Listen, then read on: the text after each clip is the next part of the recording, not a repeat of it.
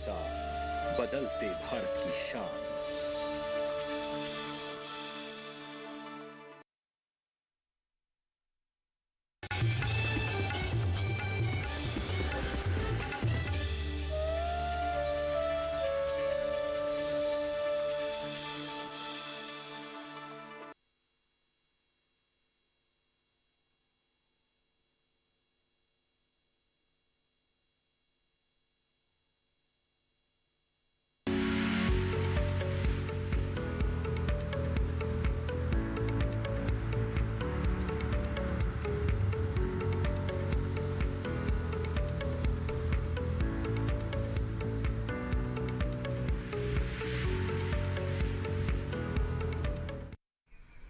नमस्कार, दूरदर्शन किसान के लाइव फोन इन कार्यक्रम हेलो किसान में आप सभी का स्वागत है। मैं हूं आपके साथ आदिति शर्मा। किसान भाइयों बहनों, हमारे इस कार्यक्रम के माध्यम से कृषि जगत से जुड़ी जितनी भी अहम जानकारियां होती हैं, अहम विषय होते हैं, हम उन पर चर्चा करते हैं। हम आपको जागरूक करने की कोशिश करते हैं, आपकी समस्याओं के समाधान आप तक पहुंचाने की कोशिश करते हैं। तो आज के हमारे इस कार्यक्रम में क्या विषय हम आपके लिए लेकर आए हैं, आइए सबसे पहले आपको उसी के बारे में जानकारी देते हैं। आज के हमारे इस कार्यक्रम में बता दें आपको, विषय रहेगा खरीफ फसलों में पोषक तत्व प्रबंधन। बहुत ही अहम विषय है पोषक तत्व प्रबंधन के संदर्भ में। वहीं शुष्क क्षेत्रों में अनार की खेती किस तरह से कर सकते हैं, इसके बारे में भी हम आपको पूर्ण जानकारी आज के कार्यक्रम के माध्यम से देंगे। आपके पास कोई भी सवाल है तो क्या कर सकते हैं, आप हमारे टोल फ्री नंबर पर कॉल कर सकते हैं। टोल फ्री नंबर है 1800-113060, 1800-113061। हमारे टोल फ्री यानी कि निःशुल्क नंबर है, जिस पर अगले 1 घंटे के दौरान हमें कॉल किया जा सकता है, अपने सवाल हमसे पूछे जा सकते हैं। साथ ही आपको बता दें व्हाट्सएप नंबर भी है अब तो हमारा, आप उसके माध्यम से भी अपने जो सवाल है हम तक पहुंचा सकते हैं। 8800-520-717 ये हमारा व्हाट्सएप नंबर है। आप जल्दी से अपना फोन उठा लीजिए, व्हाट्सएप खोलिए, आप इस नंबर पर तुरंत से अपने सवाल भेजना शुरू हो जाइए। और ईमेल आईडी भी है hellokisan2015@gmail.com। इसके माध्यम से भी आप अपने जो सवाल है हमसे साझा कर सकते हैं। सोशल मीडिया प्लेटफॉर्म्स तो हमेशा ही खुले रहते हैं। बता दें आपको कि जितने भी हमारे दर्शक हैं जो अपने सवाल हमें भेजेंगे, चाहे वो hellokisan2015@gmail.com के माध्यम से हमें अपने सवाल भेजें या फिर किसी भी अन्य माध्यम से भेजें, उनके जवाब उन तक पहुंचाने के लिए हमारे साथ हमारे विशेषज्ञ उपस्थित हैं।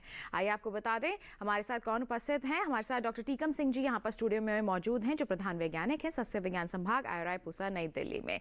सर बहुत बहुत स्वागत आपका। साथ ही हमारे साथ लाइव जुड़े हुए हैं डॉक्टर प्रदीप पगारिया जी। बता दें आपको ये उप निदेशक हैं कृषि प्रसार कृषि विश्वविद्यालय जोधपुर राजस्थान में। डॉक्टर प्रदीप आपका भी बहुत बहुत स्वागत है कार्यक्रम हेलो किसान में। तो बिल्कुल किसान भाइयों बहनों, जानकारी दी है हमने आपको कि किन विषयों पर होने वाली है चर्चा। खरीफ फसलों में पोषक तत्व प्रबंधन करना है आपको तो किन बातों का ध्यान रखना है। साथ ही अगर आप शुष्क क्षेत्र के निवासी हैं, उस आपके क्षेत्र में ऐसी जलवायु मिलती है तो वहां आप अनार की खेती कर सकते हैं या फिर नहीं, और कर सकते हैं तो किस तरह से आपको प्रबंधन करने हैं, इन तमाम बातों पर आज के कार्यक्रम में जागरूकता लाई जाएगी। आपके कॉल्स का, आपके सवालों का हम इंतजार कर रहे हैं। बहरहाल हम हमारी चर्चा की यहाँ पर शुरुआत कर लेते हैं। हमारे साथ टीकम सिंह जी उपस्थित हैं यहाँ पर। तो डॉक्टर सिंह, आपसे हम जानना चाहेंगे खरीफ फसलों में पोषक तत्व प्रबंधन की अगर हम बात करते हैं तो कितना महत्वपूर्ण कदम होता है ये। देखिए, पोषक तत्व प्रबंधन न केवल खरीफ फसलों में, अपनी जितनी भी हम रबी में जायद में फसलें उगाते हैं उनमें बहुत ही महत्वपूर्ण जो प्रबंधन का कार्य है फसल को, क्योंकि जो पोषक तत्व होते हैं ये हमारी फसल को जो पोषक प्रदान करते हैं, उनकी उपस्थिति में पौधे अपना भोजन तैयार करते हैं सूर्य के प्रकाश में। तो जितने भी हम देखते हैं कि जो पोषक तत्व हैं, मुख्य रूप से 17 पोषक तत्व हैं जो पौधे के विकास के लिए और उत्पादन को बनाए रखने के लिए बहुत ज़रूरी होता है। तो वो हम अपने जो फसल को समय समय पर देते रहते हैं। सही समय पे सही मात्रा में हमें फसल को देना चाहिए, तभी हम एक अधिकतम जो फसल का उत्पादन है वो प्राप्त कर सकते हैं। बिल्कुल, अधिकतम फसल का उत्पादन हासिल करना है, वो भी अच्छी गुणवत्ता वाला, तो बहुत ज़रूरी हो जाता है कि अच्छी तरह से पोषक तत्व प्रबंधन किया जाए। तो खरीफ के समय आप कौन कौन सी फसलों में किस तरह से पोषक तत्व प्रबंधन कर सकते हैं, आज के हमारे इस कार्यक्रम में इसी विषय पर चर्चा होगी, बताएंगे आपको। लेकिन उससे पहले दिखा देते हैं एक विशेष रिपोर्ट।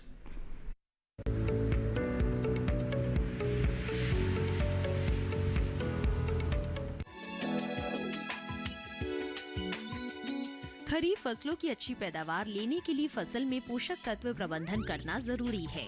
पोषक तत्व प्रबंधन का मतलब है फसल के लिए जरूरी माने जाने वाले पोषक तत्वों को फसल में देना।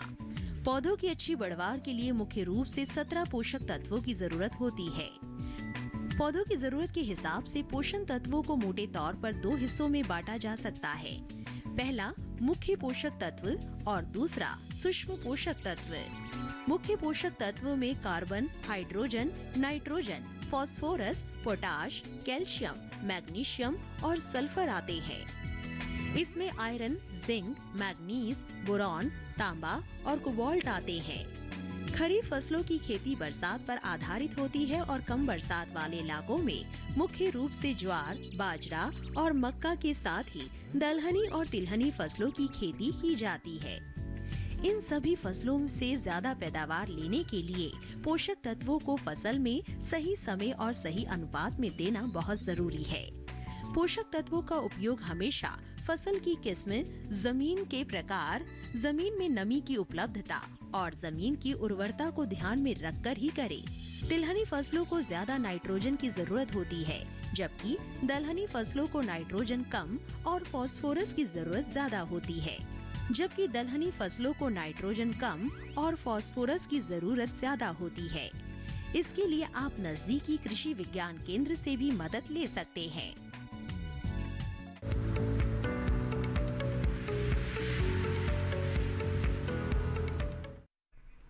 तो देखिए, अभी आपने एक विशेष रिपोर्ट विस्तार से जाना कि खरीफ फसलों में पोषक तत्व प्रबंधन कितना जरूरी है और किस तरह के कदम आप इस संदर्भ में उठा सकते हैं। इसके बारे में चर्चा को जारी रखेंगे, लेकिन यहाँ पर डॉक्टर प्रदीप पगारिया जी भी उपस्थित हैं, जो हमें शुष्क क्षेत्रों में अनार की खेती के बारे में जागरूक करने वाले हैं। तो डॉक्टर प्रदीप, आपसे जानना चाहेंगे, जब हम बात करते हैं शुष्क क्षेत्र की, यहाँ पर ऐसी जलवायु की, तो अनार की खेती कितनी कारगर साबित होती है?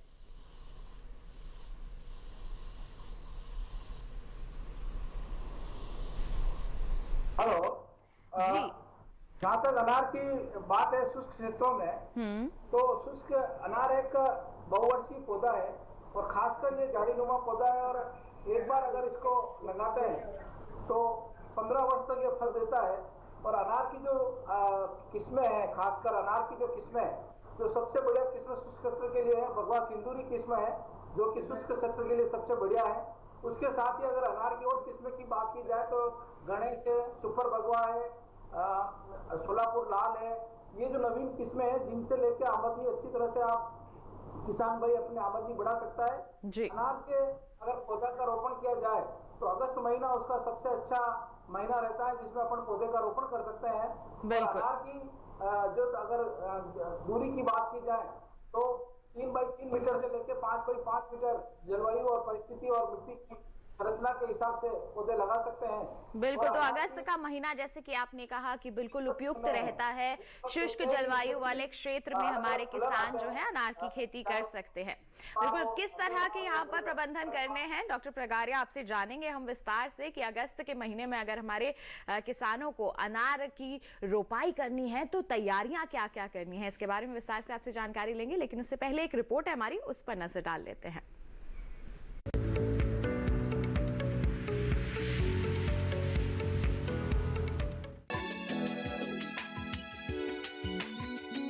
अनार की खेती शुष्क वातावरण वाले क्षेत्रों में सफलतापूर्वक की जा सकती है। देश में अनार की खेती मुख्य रूप से महाराष्ट्र, गुजरात, राजस्थान, उत्तर प्रदेश, कर्नाटक, आंध्र प्रदेश और तमिलनाडु में की जाती है। अनार का बाग लगाने के लिए 6.5 से 7.5 पीएच मान वाली गहरी बलुई दोमट मिट्टी अच्छी रहती है। क्षारीय भूमि में भी इसकी खेती की जा सकती है। शुष्क और अर्ध शुष्क जलवायु अनार की खेती के लिए काफी अच्छी रहती है। अनार के पौधों में सूखा सहन करने की काफी क्षमता होती है, लेकिन फलों के विकास के लिए नमी जरूरी होती है। किस्मों की बात करें तो इलाके के हिसाब से किस्मों का चयन करें। राजस्थान की शुष्क और अर्ध शुष्क जलवायु के लिए Jalore seedless, G137, P23, Mridula और भगवा आदि किस्में अच्छी रहेंगी। कलमे तैयार करने के लिए 1 साल की पकी हुई टहनी चुनें। कलम का ऊपरी कटाव तिरछा और नीचे का कटाव सीधा बनाना चाहिए। उर्वरक और सूक्ष्म पोषक तत्व निर्धारित करने के लिए मिट्टी की जांच कराएं। सामान्य मिट्टी में 10 किलो सड़ी गोबर की खाद, 250 ग्राम नाइट्रोजन, 125 ग्राम फास्फोरस और 125 ग्राम पोटेशियम प्रति वर्ष प्रति पेड़ देना चाहिए। सिंचाई की बात करें तो गर्मियों में 5 से 7 दिन और बरसात के मौसम में 10 से 15 दिनों के अंतराल पर सिंचाई करें। वैसे तो शुष्क क्षेत्रों में रोगों और कीटों की समस्या कम रहती है, लेकिन फिर भी फसल में किसी तरह के रोगों के लक्षण और कीट दिखने पर कृषि विशेषज्ञों की सलाह जरूर लें।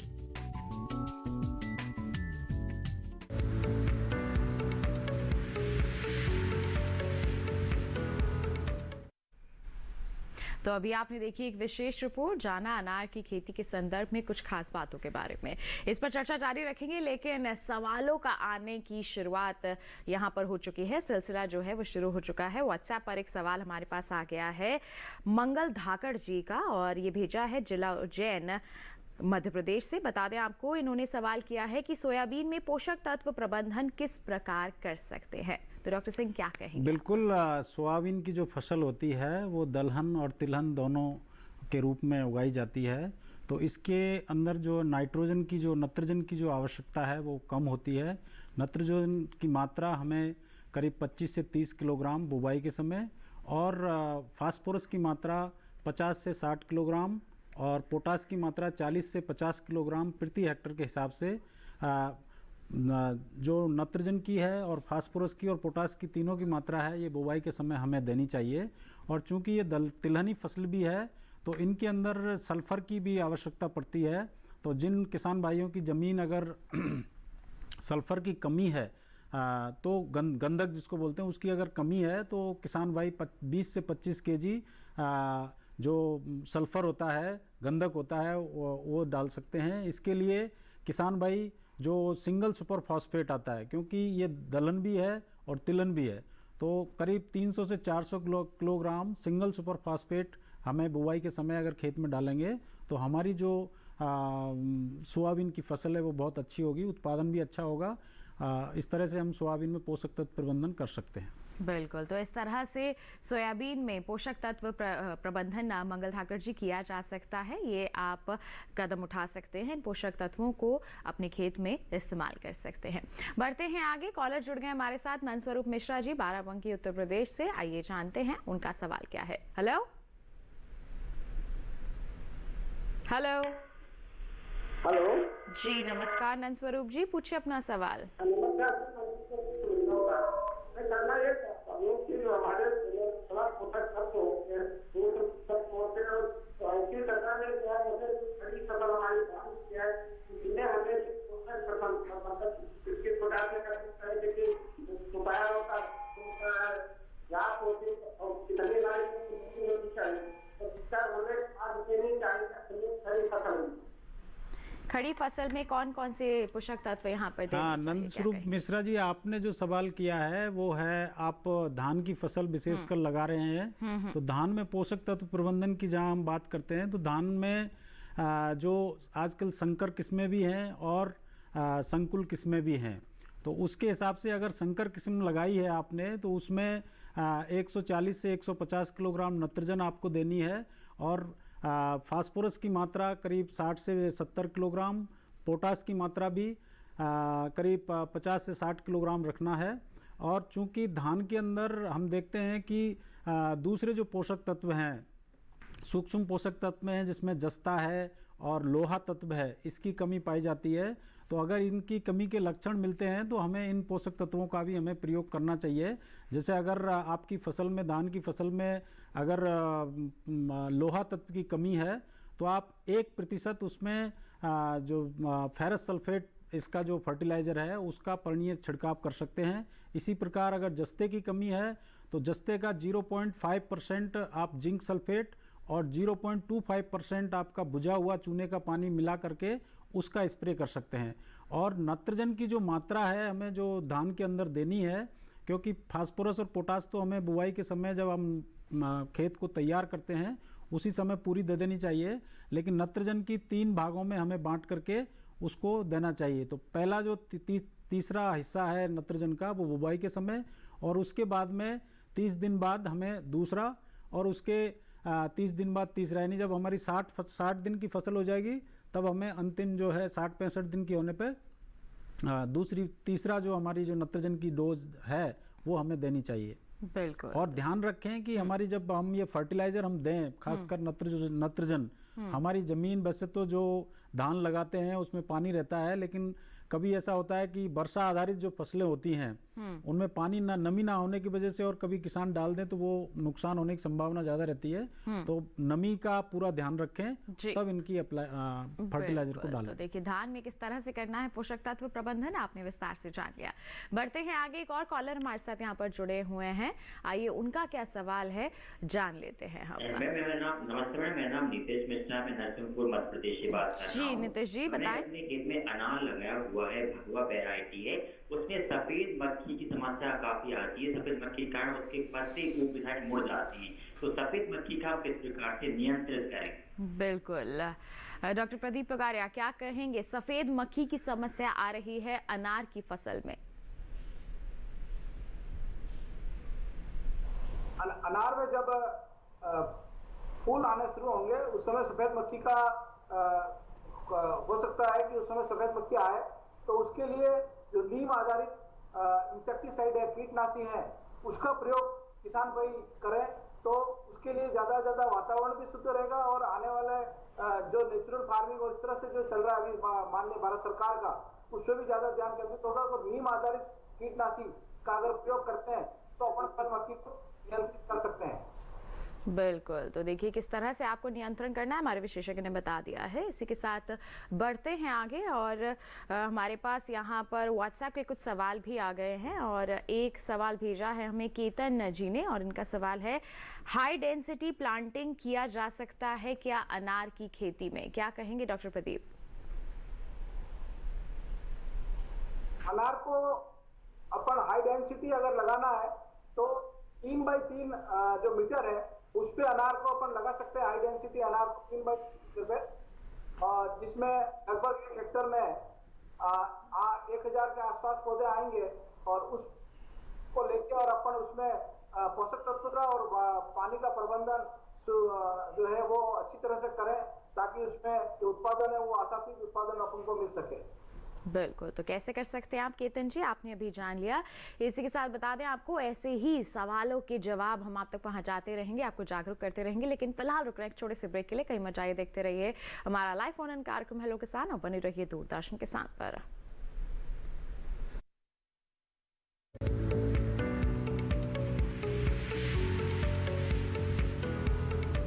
अरे भाई सुना नहीं क्या, केसीसी ने किसानों का जिंदगी बदल दिया है। देश के छोटे किसान 1,60,000 रुपए तक का कर्ज बिना किसी गारंटी को ले पाएंगे। ब्याज खोरों से भी पीछा छुटा। मैं तो जैविक खेती का पूरा सामान मंगा लिया, केसीसी का भी कोई दबाव नहीं है। ब्याज चुकाने के लिए पूरा 1 साल मिलता है। समय पर भुगतान करने पर केवल 4% के सालाना ब्याज पे लोन मिल गया मुझे। अपना आधार कार्ड, लेटेस्ट फोटो और जमीन के कागजात लेके अप्लाई करो बस। और नामांकन भरने के लिए जेब भी ढीली नहीं करनी पड़ी।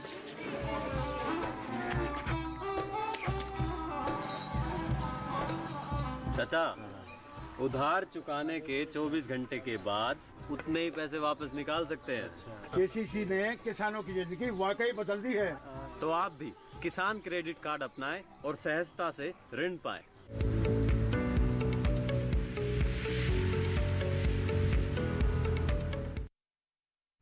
ब्रेक के बाद दूरदर्शन किसान के लाइव फोन इन कार्यक्रम हेलो किसान में आप सभी का फिर से स्वागत। लगातार हम चर्चा कर रहे हैं कि खरीफ फसलों में पोषक तत्व प्रबंधन किस प्रकार किया जा सकता है, और शुष्क क्षेत्रों में अनार की खेती किस तरह से कर सकते हैं हमारे किसान। अगर आपके पास भी कोई सवाल है तो आप हमारे टोल फ्री नंबर, व्हाट्सएप या फिर ईमेल आईडी के माध्यम से अपने सवाल हम तक पहुंचा सकते हैं। हमारे विशेषज्ञ हमारे साथ उपस्थित हैं, जुड़े हुए हैं लाइव, और वो आपके सवालों के जवाब आप तक जरूर पहुंचाएंगे। बता दें इस वक्त भी कॉलर जुड़े हमारे साथ, विपिन जी जुड़े हुए हैं सागर मध्य प्रदेश से, जानते हैं उनका क्या सवाल है। हेलो जी नमस्कार मैम, मैं विपिन सागर मध्य प्रदेश से बात कर रहा हूँ।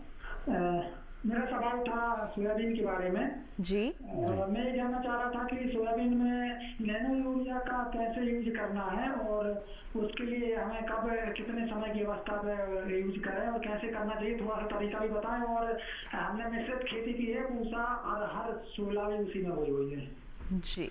बिल्कुल विपिन जी, नैनो यूरिया का आप सोयाबीन की फसल में आप उपयोग कर सकते हैं।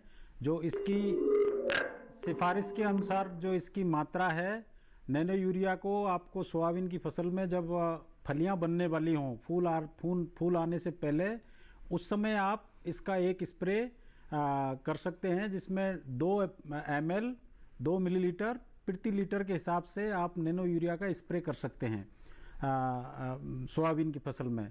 और जब फलियां में दाना भर रहा हो उस समय भी आप चाहो तो एक स्प्रे कर देंगे, तो आपकी जो फलियों का साइज है, दाने का जो भराव है, वो अच्छा होगा। बिल्कुल। तो आपको नैनो यूरिया का कब उपयोग करना अभी आपने जान लिया। और एक सोयाबीन से ही संबंधित सवाल व्हाट्सएप पर भी मेरे पास आ गया है, डॉक्टर सिंह आपके लिए है ये। फॉलियर स्प्रे में सोयाबीन में पोषक तत्व कौन कौन से दे सकते हैं और कब दे सकते हैं? सल्फर शुरुआत में नहीं दिया है, क्या अब हम दे सकते हैं स्प्रे के जरिए? देवेंद्र जी का सवाल है ये।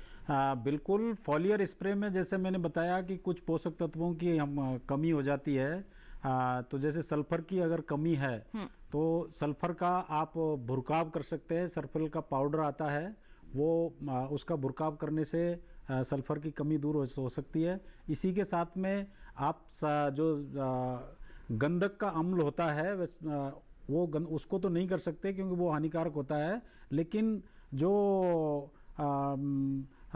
ये अपना सिंगल सुपर फॉस्फेट है, इसको भी आप भुरकाव कर सकते हैं, क्योंकि ये भी जल्दी से इसमें जो पोषक तत्व होता है वो पौधे को मिल जाता है।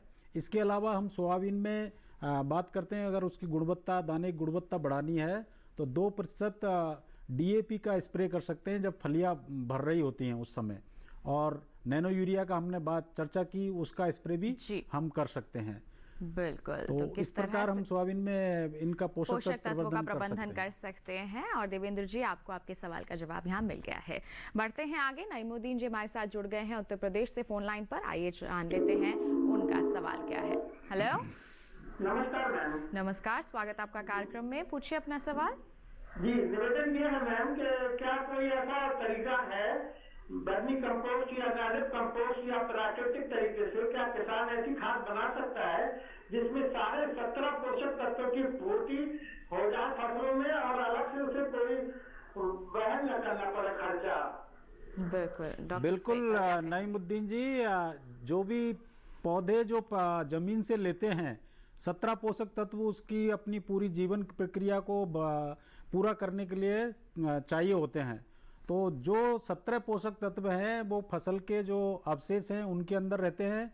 तो उनसे जो भी आपकी खाद बनेगी, चाहे वर्मी कंपोस्ट हो, चाहे आपका लीफ कंपोस्ट हो या आपका गोबर की खाद हो, उन सब में ये पोषक तत्व होते हैं। तो हमारे किसान भाइयों को इन जो भी देसी खाद बोलते हैं हम इनको हमारे किसान भाइयों को अपने खेत में जरूर डालना चाहिए। और इनको आप लगातार अपने खेतों में उपयोग करते रहेंगे तो जो सूक्ष्म पोषक तत्व हैं जिनकी हम कमी कई जगहों में देख रहे हैं, उनकी कमी हमारी फसलों में नहीं होगी। तो निश्चित रूप से आप जो हमारे फसल अवशेष हैं या पशुओं का जो गोबर है उससे जो बनके जो खाद तैयार होगी, उनमें सभी पोषक तत्व उपलब्ध होते हैं। बिल्कुल। तो क्या विकल्प है, हमारे विशेषज्ञ ने आपको विस्तार से बता दिया है। बढ़ते हैं आगे। एक ईमेल आ गई है हमारे पास सतीश चंद्र सिंह जी की, और इनके 2 सवाल हैं। इन्होंने पूछा है कि उत्तर प्रदेश के पूर्वी क्षेत्र के लिए अनार की उन्नत किस्में कौन सी हैं? पहला सवाल यही है। तो डॉक्टर प्रदीप, पहले चाहेंगे आप अपने सवाल का जवाब दें। पूर्वी क्षेत्र के लिए जो पूर्वी उत्तर प्रदेश में अनार की जो किस्में है, उसमें आप भगवा सिंदूरी, गणेश और सुपर भगवा और जो एक सोलापुर लाल, ये किस्में है वो आप लगा सकते हैं और वो अच्छा उत्पादन ले सकते हैं आप। बिल्कुल, तो ये तमाम किस्में हैं जो पूर्वी उत्तर प्रदेश के लिए बिल्कुल संतुलित की गई हैं, तो आप इनका उपयोग कर सकते हैं, चयन कर सकते हैं। एक और सवाल है इनका कि इसी क्षेत्र के लिए बासमती धान में पोषण प्रबंधन कैसे करें। धान के बारे में आप जानकारी दे चुके हैं, लेकिन अगर कुछ और जोड़ना चाहें आप डॉक्टर सिंह। बिल्कुल, बासमती धान हमारे पूर्वी उत्तर प्रदेश और पंजाब हरियाणा इस क्षेत्र में बासमती धान होता है। तो बासमती धान के अंदर जो पोषक तत्व प्रबंधन है, इसके अंदर नत्रजन की जो मात्रा है करीब 100 से 120 किलोग्राम प्रति हेक्टेयर के हिसाब से, और फास्फोरस 60 से 70 किलोग्राम, पोटास 50 से 60 किलोग्राम प्रति हेक्टेयर के हिसाब से हमें देनी चाहिए। इसके साथ साथ मैंने बताया जैसे कि धान के अंदर जिंक, जस्ता की और लोहा तत्व की कमी हो जाती है, तो उसकी भी हमें आपूर्ति हमारी फसल को करनी चाहिए। जी बिल्कुल, तो देखिए यहाँ पर आपके दोनों ही सवालों का जवाब सतीश जी हमारे विशेषज्ञ ने आप तक पहुँचा दिया है। बढ़ते हैं आगे। मध्य प्रदेश से हमारे साथ एक कॉलर जुड़ गए हैं, राजेश जी। आइए जानते हैं उनका क्या सवाल है। हेलो। हाँ सर। जी नमस्कार, स्वागत आपका कार्यक्रम में, पूछिए अपना सवाल। सर मेरा सवाल ये है कि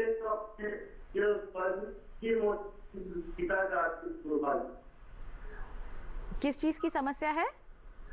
ये जो पीला पड़ जाती है, तो फल नहीं आता है, पीली पड़ जाती है, पीली पड़ जाती है और खरपतवार थोड़ी सी दूर के उसका डालता, उसके लिए दवा का थोड़ा सा वो देखना है उसमें। बिल्कुल, तो सोयाबीन की जो फसल है वो पीली पड़ जाती है और साथ ही साथ खरपतवार की भी समस्या है। और यही सवाल एक और डॉक्टर सिंह मेरे पास हुआ जी, क्या पूछना चाहेंगे आप?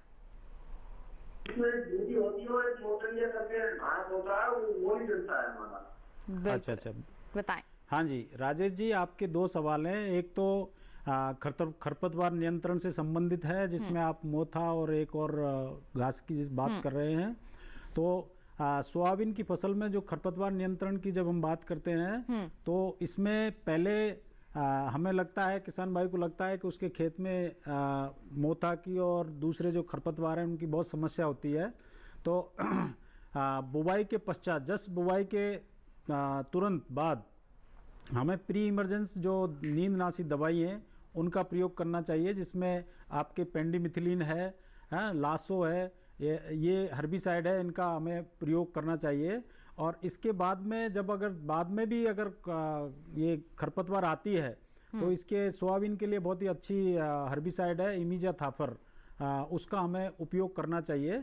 और वो भी उपयोग हमें 15 से 20 दिन की अवस्था में उसका स्प्रे करना चाहिए। जब खरपतवार की जो पौधे हैं उनमें 2 से 3 पत्ती बनी हो, उस समय हमें इसका उपयोग करना चाहिए। दूसरा, राजेश भाई बोल रहे थे कि सोयाबीन की फसल में पत्तियां पीली पड़ जाती हैं। तो पीली पत्ती पड़ने का 2-3 कारण है।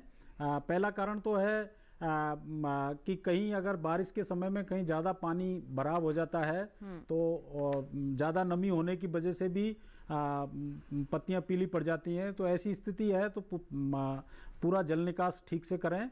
अगर भरा हुआ पानी है तो उसको निकाल दें। और दूसरा है कि उसमें कोई पोषक तत्वों की कमी हो सकती है। जैसे अगर नई पत्ती अगर पीली पड़ रही हैं, तो इसका मतलब उसमें सल्फर की कमी हो सकती है, तो उसमें आप सल्फर का प्रयोग करें।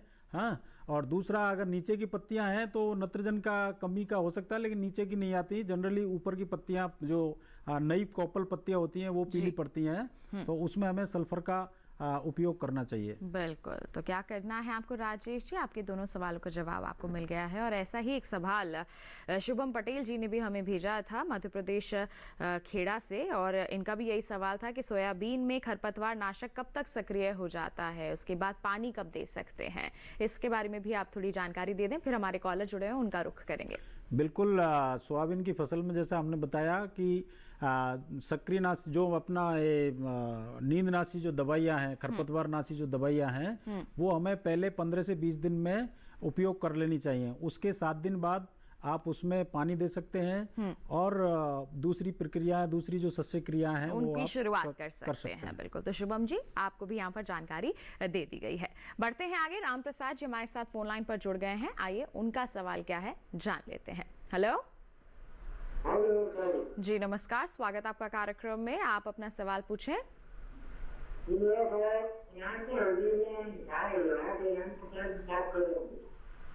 आप अपना सवाल एक बार दोबारा पूछिए।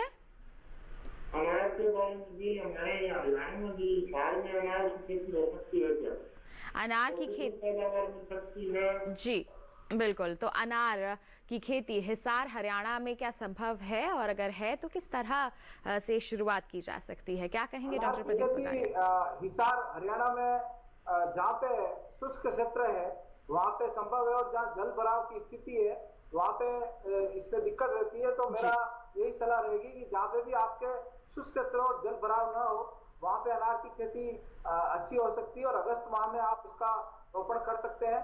और इसको 5 बाई 5 मीटर की दूरी पे अगर आप लगाएं, और जो अच्छी वेराइटी जो है उसका मार्केट अच्छा है सुपर भगवा, वो आप इसका रोपण करें। और शुष्क क्षेत्र जहाँ पे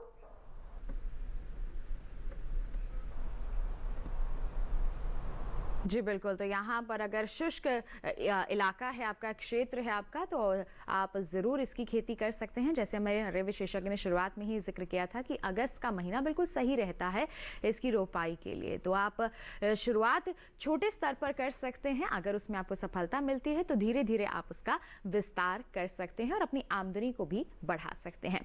हम भी बढ़ते हैं आगे, और एक सवाल और आ गया है हमारे पास मध्य प्रदेश से ही। रामेश्वर भलावी जी ने भेजा है ये, और इन्होंने पूछा है कि मक्का की फसल में पोषक तत्व प्रबंधन कैसे करें। मक्के की जो फसल है उसमें पत्ती सिकुड़ने का रोग लग गया है, जिसे मुर्रा रोग कहा जाता है, इसके बारे में बताएं। देखिए, मक्का की फसल में जहाँ पोषक तत्व की हम बात करते हैं तो मक्का में भी 3-4 पोषक तत्व हैं जिनको हमें फसल में देना चाहिए, जिसमें नाइट्रोजन है, फास्फोरस है, पोटास है। इसके अलावा जिंक हमें मक्का में देनी चाहिए। तो जो नाइट्रोजन की जो मात्रा है वो निर्भर करता है कि आपने, क्योंकि इसमें 3-4 प्रकार की किस्में होती हैं, कम अवधि में पकने वाली, मध्यम अवधि में और दीर्घ अवधि में पकने वाली फसलें होती हैं। जो दीर्घ अवधि में पकती हैं वो करीब 135 से 140 दिन की फसलें होती हैं, मध्यम वाली 100 से 115-120 दिन में, और 70, 80, 90 दिन के पहले जो पकती हैं वो अल्प अवधि वाली होती हैं। तो उसी हिसाब से हमें पोषक तत्व नाइट्रोजन की देनी होती है। उसकी जैसे दीर्घ अवधि वाली है, संकर किस्में हैं, तो उनमें हमें नाइट्रोजन करीब 150 किलोग्राम हमें नाइट्रोजन देना चाहिए प्रति हेक्टर, और मध्यम वाली में हमें 100 से 120, अल्प अवधि में हमें करीब 80 से 100 किलोग्राम देना चाहिए। और फिर इसके बाद हमें जो पोटास और फास्फोरस की जो मात्रा है वो बुवाई के समय ही हमें पूरी मात्रा और 1/3 मात्रा नाइट्रोजन की बुवाई के समय देनी चाहिए। और जिन खेतों में जस्ते की कमी पाई गई है, जिंक की कमी पाई गई है, तो उनमें आप किसान भाई करीब 20 से 25 किलोग्राम जिंक बुवाई के समय दें। और अगर बुवाई के समय नहीं दे पाए हैं और अभी खड़ी फसल में अगर जिंक की कमी के लक्षण दिख रहे हैं तो उस दशा में किसान भाई 0.5% प्रतिशत आपका जो जिंक सल्फेट होता है उसका स्प्रे कर सकते हैं। उसमें 0.25% आपको भुजा हुआ चूना मिलाना पड़ेगा और उसके बाद में उसका स्प्रे करना है। तो जो इसकी कमी, जस्ते की कमी के लक्षण है वो दूर हो जाएंगे।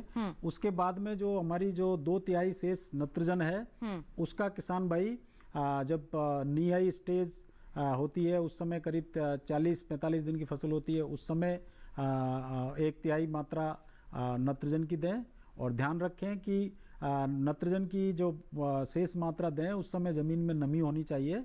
और इसके बाद में जो लास्ट जो है वो माजर जब निकलना शुरू होता है उस समय लास्ट हमें जो नाइट्रोजन की डोज है वो देनी चाहिए। वो करीब आता है आपके 55 से 60 दिन की अवस्था में। बिल्कुल, तो देखिए किस तरह से मक्के में फसल की जो फसल है उसमें पोषक तत्व प्रबंधन करना है, हमारे विशेषज्ञ ने विस्तार से आपको जानकारी दे दी है। ऐसी ही जागरूकता भरी जो जानकारियां हैं आगे भी आप तक पहुंचाते रहेंगे, लेकिन फिलहाल रुक रहे हैं एक और छोटे से ब्रेक के लिए। कहीं मत जाइए, देखते रहिए हमारा लाइव फोन इन कार्यक्रम हेलो किसान, बने रहिए दूरदर्शन किसान पर।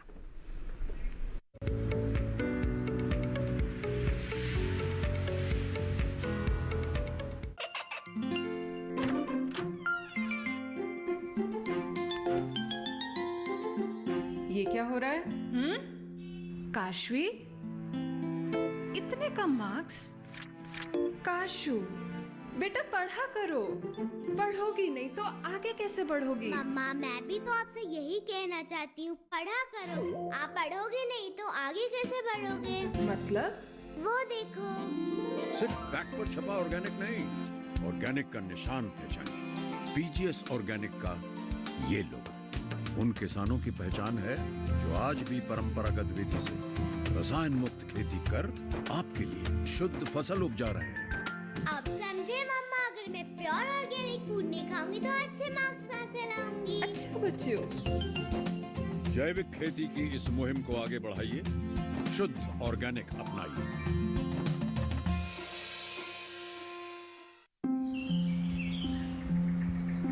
अरे क्या कर रहा है? इधर इधर इधर, हम बोल रहे हैं तेरे बीजू का। पुतला बोल रहा है? हाँ, पक्षियों से तो हम खेत को बचा लेते हैं, पर इन घातक रसायनों से कैसे बचाएं? मतलब? देख बेटा, तू जो ये अंधाधुंध रसायन मिलाता है ना, मिट्टी की सेहत बिगड़ने लगी है। और जब माटी ही कमजोर पड़ जाएगी तो उपज कैसे सेहतमंद होगी? हाँ? अरे पहले ऐसा नहीं था। पूछना अपने बड़े बुजुर्गों से, कैसे फसल लहलहाती थी, शुद्धता झलकती थी। हाँ, माटी भी तंदुरुस्त और लोग भी। अब पहली वाली बात कहाँ? पर अब तो सब यही डाले हैं। सब नहीं, आज भी लाखों जागरूक किसान परंपरागत विधि से फसल उगा रहे हैं। खर्चा कम और उपज की कीमत भी बेहतर पा रहे हैं। ठीक है भाई, मैं भी आज से जैविक खेती शुरू करूंगा। माटी से प्रेम की परंपरा है परंपरागत खेती।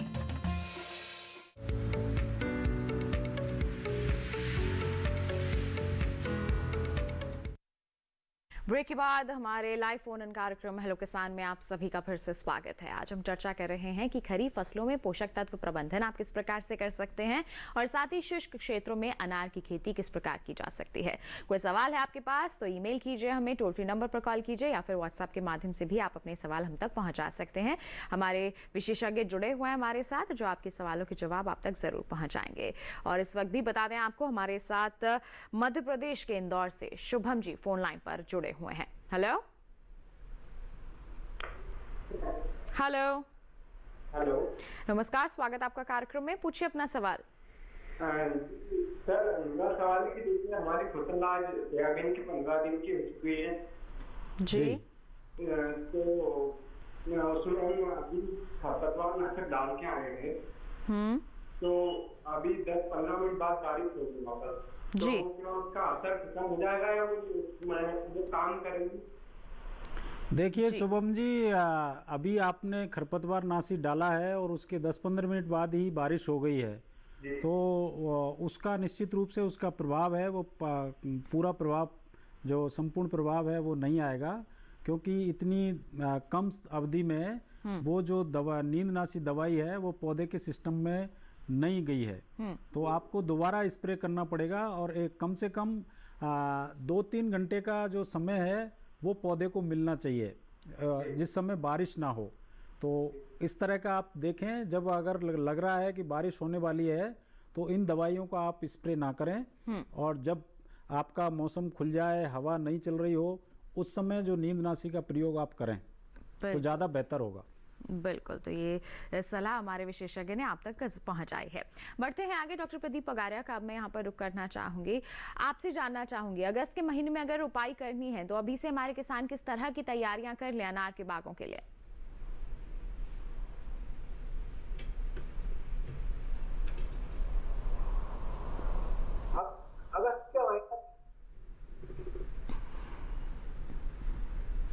अगस्त के महीने में अगर अपन को अनार के पौधे लगाने हैं तो अगस्त सबसे अच्छा समय है अनार के।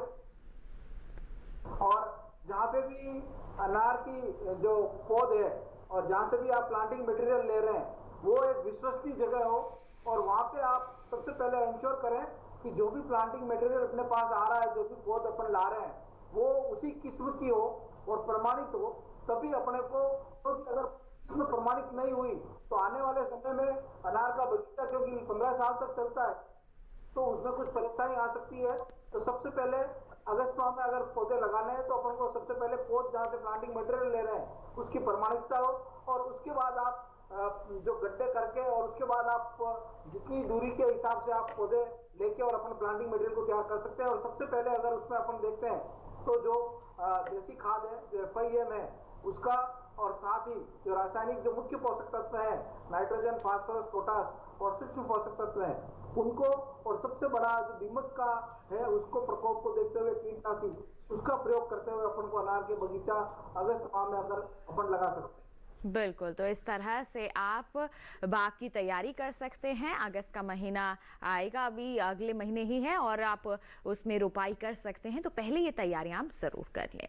बढ़ते हैं आगे, कॉलर हमारे साथ जुड़ गए हैं हरी सिंह जी, आइए उनका सवाल क्या है जान लेते हैं। हेलो, नमस्कार डॉक्टर साहब जी। नमस्ते सर, आप अपना सवाल पूछें। डॉक्टर साहब जी, तलकारी अनार लगाए हुए हैं तो वो फटने लग गए हैं, उसका कोई इलाज बताया जाए। अनार लगाए हैं, वो झड़ने लग गए हैं। नहीं, फटने लग गए हैं। फटने लग गए हैं जी, बिल्कुल। अनार में जो फूल झड़ने की जो समस्या आपकी आ रही है, तो सबसे पहले तो आप ये इंश्योर करें कि जो अपन पानी का जो प्रचलन चल रहा है वो किस हिसाब से पानी को आप मात्रा को दे रहे हैं, प्रतिदिन दे रहे हैं या एक दिन छोड़ के दे रहे हैं, और कितने वर्ष का पौधा है। और उसके बाद अगर आपको फूल झड़ने की है तो कौन सी बहार अपन ले रहे हैं, क्योंकि अनार में लगातार फूल आते रहते हैं। तो 3 बार होती है, हस्त बहार, मृग बहार और अम्बे बहार। तो कौन सी बहार को अपन ले रहे हैं, जो बहार अपन को फल के लिए ले रहे हैं उसमें फूल नहीं झड़ने चाहिए। और फिर भी अगर आपको लगता हो कि फूल ज्यादा झड़ रहे हैं तो अपन भी प्लाइनोफैक्स का स्प्रे अपन करवा सकते हैं। बिल्कुल, सबसे पहले अपन को इंश्योर करना है कि अपन को बहार कौन सी ले रहे हैं और उस बहार के हिसाब से अपन को प्रबंधन करना है। बिल्कुल, यहाँ पर ये जानना चाह रहे थे कि अनार का जो फल है वो फटने लग गया है, इसमें क्या कर सकते हैं, क्या कारण हो सकता है फल फटने का? सबसे बड़ा जो प्रश्न है कि हम अनार को फल फटने से किस तरह से हम बचा सकते हैं। अनार में सबसे बड़ी जो समस्या आती है वो फल फटने की समस्या है। और फल फटने के लिए एक तो पोषक तत्व का संतुलन बराबर हो, पानी का संतुलन जो आप दे रहे हैं उसको बराबर हो, और उसके साथ ही बोरोन की मात्रा का अपन स्प्रे कर सकते हैं। 3% बोरोन को अगर स्प्रे करते 15-15 दिन के इंतराल पे जब फल बन रहा है उस समय, तो अपन फल फटने की समस्या को काफी कम कर सकते हैं। बिल्कुल, तो देखिए अगर फल फटने की समस्या है तो इस तरह से उसका नियंत्रण किया जा सकता है, जैसे अभी हमारे विशेषज्ञ ने विस्तार से समझाया है। बढ़ते हैं आगे, एक सवाल हमारे पास और आ गया है, और ये भेजा है हमें MP देवास से शुभम जी ने ही। बताएं आपको, इन्होंने लिखा है कि सोयाबीन की दवाई में खरपतवार दवाई के साथ इल्ली मार की दवाई मिलाएं या फिर ना मिलाएं? देखिए, दोनों दवाइयाँ अलग अलग समय पे उपयोग में होती हैं। मुख्य रूप से खरपतवार नाशी दवाइयाँ हैं वो शुरू के 15 से 20 दिन में हम उपयोग करते हैं, और जबकि जो कीड़ा जो इल्ली जो आती है वो उसके बाद में आती है, जब आपकी फसल 40-50 दिन की हो जाती है उस समय आती है। तो बेहतर होगा कि आप जो है दोनों दवाइयों को मिक्स ना करें, मिलाएं ना, आप अलग अलग समय पे इनका उपयोग करें, क्योंकि ज़रूरी नहीं है कि जब खरपतवार है उसी समय इल्लियाँ हैं। इल्लियाँ जब हो तभी आप इल्ली की दवाई मिलानी है। जी बिल्कुल, तो देखिए आपको मिलानी नहीं है दवाएं, अलग अलग समय पर जब आपको प्रकोप नजर आता है तभी आप उनका इस्तेमाल कर सकते हैं। एक और हमारे साथ कॉलर जुड़ गए हैं उज्जैन मध्य प्रदेश से, आइए जान लेते हैं उनका क्या सवाल है। हेलो जी मैडम। जी नमस्कार कैलाश जी, स्वागत आपका कार्यक्रम में, पूछिए अपना सवाल। जी मैडम, अपने को सोयाबीन में फूल की अवस्था में दवाई का छिड़काव करना चाहिए कि नहीं? बिल्कुल, आज तो लगता है हमारा कार्यक्रम ही पूरा सोयाबीन पर आधारित है। सारे मध्य प्रदेश के किसान हमारे जागरूक हो रहे हैं, क्या कहेंगे डॉक्टर सिंह? कैलाश जी, देखिए जब सोयाबीन की फसल में फूल आ रहे हों और उस स्थिति में हमें दवाइयाँ नहीं करनी है। अगर उसमें कोई कीड़ा नहीं है, कीड़े का प्रकोप नहीं है तो हमें नहीं करनी है। और अगर कीड़े का प्रकोप है तब हम सोच सकते हैं, लेकिन मुख्य रूप से जब फूल आता है या तो जो इल्लड़ आती है वो पहले आती है और फूल वाले समय पे भी वो तक चली जाती है, तो उसका हमें पहले ही हमें निदान करना है। ज़्यादातर फूल आने की अवस्था में हम फसलों में दवाई देने से, दवाई का स्प्रे करने से, छिड़काव करने से बचें, तो ज़्यादा बेहतर होगा। तो ऐसी अवस्था में अगर दवाई का छिड़काव ना ही किया जाए तो यही बेहतर रहता है। बढ़ते हैं आगे, डॉक्टर प्रदीप, अब मैं आपके पास आना चाहूंगी। रोपाई करते समय क्या सावधानियां बरते हमारे किसान, क्या सलाह रहेगी आपकी? बारिश के समय में अनार के बगीचे में सबसे बड़ा तो यही सावधानी है कि अपन को अनार में पानी नहीं भरना चाहिए, बगीचे में शुष्क क्षेत्र रहना चाहिए, और जहाँ पे खासकर फल में फूल जब आ रहे हो तो पानी का कम से कम प्रयोग हो और पोषक तत्व का एक संतुलित मात्रा में प्रयोग करें, और ज्यादा पोषक तत्व को प्रयोग न करें और कीटनाशी का कम से कम प्रयोग करें संतुलित मात्रा में, ताकि अनाज की गुणवत्ता वो बनी रह सके। बिल्कुल, तो ये कुछ सावधानियां हैं जो आपको बरतनी है। अगस्त के महीने में बरसात भी देखने को मिलती है, तो ऐसे में आप बिल्कुल ये सावधानियां बरत कर ही चलें अपने अनार के बागों में। बढ़ते हैं आगे। राजस्थान से एक और कॉलर हमारे साथ यहाँ पर जुड़ गए हैं, उनका सवाल क्या है आइए जान लेते हैं। हेलो, नमस्ते विष्णु जी, स्वागत है आपका कार्यक्रम में, पूछिए अपना सवाल। मैं ये पूछना चाहता हूँ, मेरे खेत में फसल उगी हुई है। कौन सी फसल? मतलब बाजरा वगैरह है जी, बिल्कुल। उनके बीच में थोड़ी जगह है, तो मैं उन जगह में अनार की उगा सकता हूँ या अनार की खेती कर सकता हूँ? बिल्कुल। डॉक्टर प्रदीप क्या कहेंगे? जोधपुर राजस्थान से हमारे किसान बात कर रहे हैं, इन्होंने अपने खेतों में फसलें लगा रखी हैं, बीच में जगह है, तो क्या अनार लगाया जा सकता है? अनार की जो फसल है वो लगा सकते हैं, और आप वहाँ के हिसाब से जो है वो फसल आप ले सकते हैं, और उसमें अगस्त माह में आप इसकी प्लांटिंग मटेरियल लेके और आप वहाँ पे रुपये कर सकते हैं 5 बाई 5 मीटर की दूरी पे, और भगवा सिंदूरी वेराइटी अगर आप लगाते हैं तो आपके लिए अच्छा उत्पादन मिल सकता है। बिल्कुल, तो निश्चित तौर पर आप यहाँ पर लगा सकते हैं अपने खेत में, बीच में अगर जगह है तो अनार की फसल आप लगा सकते हैं। बिल्कुल, तो देखिए जागरूकता भरी जानकारियाँ हम पहुँचा रहे हैं लगातार आप तक, और इस सिलसिले को आगे भी जारी रखेंगे, लेकिन फिलहाल रुकना एक छोटे से ब्रेक के लिए। कहीं मत जाइए, देखते रहिए हमारा लाइव फोन इन कार्यक्रम हेलो किसान, और बने रहिए दूरदर्शन के साथ पर।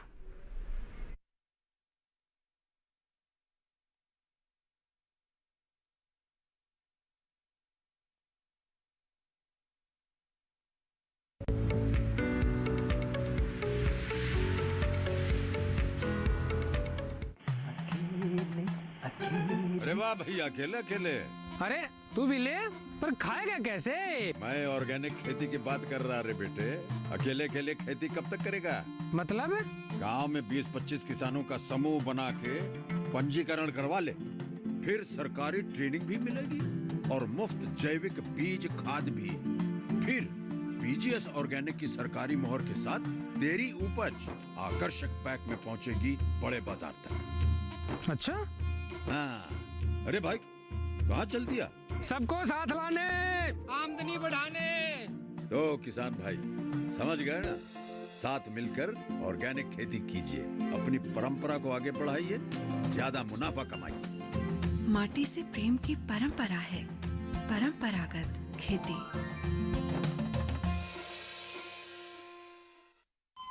अरे सुन तो।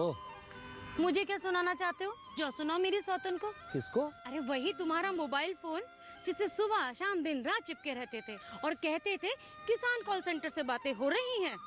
अच्छा ये बात है। हाँ, क्यों? क्या हुआ? अब बात नहीं होती क्या? अब तो झट से बात हो जाती है। ऐसा क्या? हाँ, अब तो ज्यादा लाइनें और खास तकनीक के कारण खेती के माहिरों से तुरंत बात हो जाती है। और अगर कभी लाइन व्यस्त हो तो अपनी समस्या फोन पर रिकॉर्ड करा दो, वहाँ से फोन आ जाता है और समस्या की हल का मैसेज भी आ जाता है। ये देखो आ गया।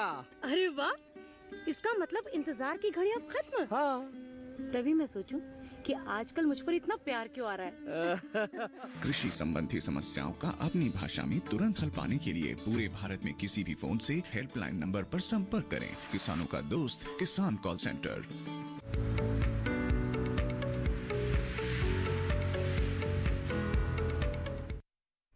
ब्रेक के बाद दूरदर्शन किसान के लाइव फोन इन कार्यक्रम हेलो किसान में आप सभी का फिर से स्वागत। आज हम बात कर रहे हैं कि खरीफ फसलों में पोषक तत्व प्रबंधन आप कैसे कर सकते हैं, और साथ ही साथ शुष्क क्षेत्रों में अनार की खेती कैसे की जा सकती है। लगातार हम जागरूक कर रहे हैं हमारे दर्शकों को, हमारे किसानों को, और बता दें इस वक्त भी एक कॉलर हमारे साथ जुड़े हुए हैं, आइए उनका सवाल जान लेते हैं। हेलो हेलो, नमस्कार इंद्रदेव जी, स्वागत आपका कार्यक्रम में, पूछिए अपना सवाल। मैंने अनाज का बगीचा लगाया था बाग। जी। तो उसको 7-8 साल हो गए। पहले तो उसमें फसल आई 1-2 साल, इतना पुराना खाद वगैरह नहीं डालता मैं, तो फूल ही नहीं आते उसमें। फूल ही नहीं आते हैं। आपने उसमें पोषक तत्व प्रबंधन नहीं किया है? नहीं किया, 1-2 साल। बिल्कुल। डॉक्टर प्रदीप क्या कहेंगे, पोषक तत्व प्रबंधन भी नहीं किया है और फूल भी नहीं आ रहे हैं, ऐसे में क्या करें हमारे किसान भाई? जहाँ पर अनार के पौधे में फूल नहीं आ रहे हैं, तो जहाँ से आपने प्लांटिंग मटेरियल जहाँ से लिया था और कितने साल का होता है? जी 7-8 साल के हो गए हैं इनके जो पौधे हैं। पहले तो शुरुआत में उत्पादन आया, लेकिन उसके बाद इन्होंने भी पोषक तत्व प्रबंधन करना छोड़ दिया, तो उसके बाद से फूल आने बंद हो गए हैं। तो मेरा आपसे यही निवेदन है कि इसमें पोषक तत्व का प्रबंधन आप वापस से करें आयु के हिसाब से। पोषक तत्व का जो मुख्य पोषक तत्व है उसके साथ साथ ही सूक्ष्म पोषक तत्व की महत्ती आवश्यकता होती है अनार के पौधे में। तो आप दोनों मुख्य पोषक तत्व और सूक्ष्म पोषक तत्व का वापस जो शेड्यूल है उसको बराबर आप फॉलो करें, और फिर उसी के हिसाब से आपके पास अनार की जो बहार आप ले रहे हैं उस बहार के हिसाब से उसका पोषक तत्व प्रबंधन करते हुए आप अनार में फूल आएंगे और फूल के बाद आप फल आराम से बच जाएंगे। बिल्कुल। तो पोषक तत्व प्रबंधन आप दोबारा से शुरू कीजिए और सही तरीके से कीजिए, तो निश्चित तौर पर ये जो फूल ना आने की समस्या है ये खत्म हो जाएगी। एक और कॉलर हमारे साथ जुड़ गए हैं, आइए जान लेते हैं उनका क्या सवाल है। हेलो हेलो हेलो, नमस्कार, स्वागत है आपका हरिओम जी कार्यक्रम में। अपना सवाल पूछिए। मेरा सवाल है कि हमारे क्षेत्र में कपास पीले हो रहे हैं। कपास की जो फसल है वो पीली हो रही है, क्या कहेंगे आप डॉक्टर सिंह? देखिए हरिओम जी, कपास की फसल जब पीली होती है तो उसके भी 1-2 कारण हैं। पहला कारण है, अगर कहीं जल भराव की समस्या है तो उसको आप जल निकासी करें, और नमी का जो अधिक नमी ना रखें। और दूसरा जो कमी होती है उसमें पोषक तत्वों की कमी हो सकती है। सल्फर की कमी है, अगर आपके जो नई कोपल जो अगर पत्तियां हैं वो पीली पड़ रही हैं तो सल्फर की कमी हो सकती है, और नीचे वाली पत्तियां अगर कमी हो रही है तो नाइट्रोजन की भी कमी हो सकती है। तो इन दोनों पोषक तत्वों का आप प्रबंधन करेंगे तो आपकी फसल पुनः हरी हो जाएगी। सल्फर की कमी के अगर लक्षण आपको दिख रहे हैं तो उसमें आप सल्फर का जो पाउडर आता है उसका भुरकाव कर सकते हैं। इसके बाद में अगर नाइट्रोजन की कमी है तो नाइट्रोजन की कपास में जो मात्रा होती है वो करीब 120 से 150 किलोग्राम तक हम नाइट्रोजन देते हैं। तो मुझे लगता है आपने बुवाई के समय इस जो कपास में, क्योंकि ये लंबे समय की फसल है, 5 महीने की करीब फसल होती है, तो इसमें हमें 4 भागों में बांट करके हमें नाइट्रोजन का प्रबंधन करना होता है जी। तो जो सेकंड डोज है, दूसरी जो डोज है फर्टिलाइज़र की नाइट्रोजन की, वो आपको 30 दिन बाद, तीसरी 60 दिन बाद और चौथी 90 दिन के अवस्था की जब आपकी फसल हो जाए उस समय आप जो नाइट्रोजन है उसको दें, तो आपकी फसल में जो पीलापन का जो प्रभाव है वो नहीं आएगा। बिल्कुल। तो देखिए जो ये पीलेपन की समस्या आ रही थी ये खत्म हो जाएगी आपकी कपास की फसल में। और कपास से ही संबंधित एक और सवाल हमारे पास आया है वर्धा महाराष्ट्र से। मनोज कुमार जी ने ये हमें भेजा है और इन्होंने लिखा है कि कॉटन खरपतवार का नियंत्रण कैसे करें? देखिए कपास के अंदर जो खरपतवार नियंत्रण है, कपास काफ़ी दूरी पे जो कतार से कतार की दूरी होती है वो करीब 75 से 90 सेंटीमीटर तक हम कहीं रखते हैं। तो बीच में इतना समय जगह होती है कि उसमें बहुत सारी खरपतवार आती है, और शुरुआत में जो कपास की फसल होती है उसकी बढ़वार भी कम होती है जी। तो खरपतवार के लिए बहुत अनुकूल परिस्थिति होती है, उनमें खरपतवार बहुत अधिक आती हैं। तो उनकी रोकथाम करने के लिए हमें बुवाई के तुरंत बाद जी। हमें जो प्री इमरजेंस हर्बिसाइड हैं जिसमें पेंडिमिथेनिल है, लाशो है, या ये डायोरान है, ये हर्बिसाइड हैं जो कपास के लिए हैं जिनको हम उपयोग में ला सकते हैं। तो इनका हमें उपयोग करना चाहिए। उसके बाद में जो आपका बीच में जो स्पेस है जी। जब आपकी फसल 30-40 दिन की हो जाए तो फसल को बचाते हुए आप उसमें इमीजा थापर का भी कर सकते हैं, पैराक्वाट का भी स्प्रे आप कर सकते हैं, लेकिन ध्यान रहे कि वो पौधों पे ना जाए। बिल्कुल, तो इस तरह से आप खरपतवार नियंत्रण कर सकते हैं। बिल्कुल। अंतिम सवाल डॉक्टर प्रदीप पगारे आपसे, हमारे किसानों को अनार की खेती के लिए क्या संदेश देना चाहेंगे आप?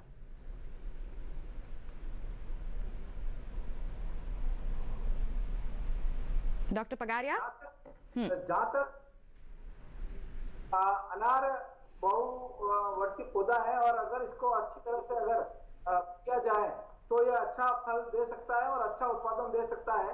और जहाँ तक माननीय प्रधानमंत्री जी की जो बात है कि किस तरह किसानों की आय दुगनी की जाए, तो उसमें बागवानी में अनार एक अच्छा साधन बन सकती है। बागवानी में जिसमें फल के द्वारा, उत्पादन के द्वारा आय को दुगनी किया जा सकता है। बिल्कुल, तो इस तरह से आय को बढ़ाया जा सकता है। अनार की खेती आप अच्छी तरह से कीजिए, सही प्रबंधन करके कीजिए और अन्य फसलों के साथ भी आप इसका उत्पादन ले सकते हैं। बिल्कुल डॉक्टर प्रदीप पगारिया, बहुत बहुत धन्यवाद देना चाहेंगे आपका, आप हमारे साथ यहाँ पर जुड़े, आपने इतनी अहम जानकारियाँ साझा की, बहुत बहुत धन्यवाद। और साथ ही डॉक्टर टीकम सिंह जी, आपको भी बहुत बहुत धन्यवाद, आपने सभी को जागरूक किया, बहुत बहुत धन्यवाद हमारे साथ जुड़ने के लिए। तो किसान भाइयों बहनों, आज के हमारे इस कार्यक्रम में खरीफ फसलों में पोषक तत्व प्रबंधन के बारे में आपने जाना, शुष्क क्षेत्रों में अनार की खेती के बारे में विस्तार से जानकारी हासिल की। उम्मीद करते हैं सभी जानकारियां आपके लिए फायदेमंद साबित हुई होंगी। साथ ही आपको बता दें कि कल के कार्यक्रम में हम क्या विषय आपके लिए लेकर आने वाले हैं। कल के कार्यक्रम में हम बात करेंगे मशरूम की खेती पर और साथ ही साथ हम आपको बता दें चर्चा होगी गन्ने में रोग और कीट प्रबंधन के बारे में। अगर आपके पास कोई भी सवाल हैं तो आप हम तक पहले ही पहुंचा सकते हैं। ईमेल कीजिए हमें hellokisan2015@gmail.com हमारी ईमेल आईडी है। साथ ही बता दें सोशल मीडिया प्लेटफॉर्म से हमारे, चाहे फेसबुक के माध्यम से जुड़िए, इंस्टाग्राम या फिर ट्विटर के माध्यम से आप अपने सवाल जो हैं हम तक पहुंचा सकते हैं। और इसी के साथ बता दें डीडी किसान कॉल सेंटर नंबर है 1800-113-060, जिस पर सोमवार से शनिवार सुबह 6 बजे से रात के 10 बजे तक कॉल करके आप अपने सवाल रिकॉर्ड करवा सकते हैं, जिन्हें हम कार्यक्रम में जरूर शामिल करेंगे। और हमारे व्हाट्सएप और टोल फ्री नंबर तो रहेंगे ही। साथ ही टीवी स्क्रीन पर एक QR कोड आपको दिखाया जा रहा है, इसे आप स्कैन कर लीजिए, सीधा पहुंच जाएंगे हमारे यूट्यूब चैनल पर। आप हमारे तमाम एपिसोड्स देख सकते हैं हेलो किसान के यूट्यूब चैनल के माध्यम से और पुनः जागरूक हो सकते हैं। तो इसी के साथ किसान भाइयों बहनों, आज के लिए बस इतना ही। अगले अंक में फिर होगी मुलाकात नए विषय, नए विशेषज्ञों के साथ। तब तक के लिए दीजिए इजाजत, लेकिन आप बने रहिए दूरदर्शन किसान पर। नमस्कार।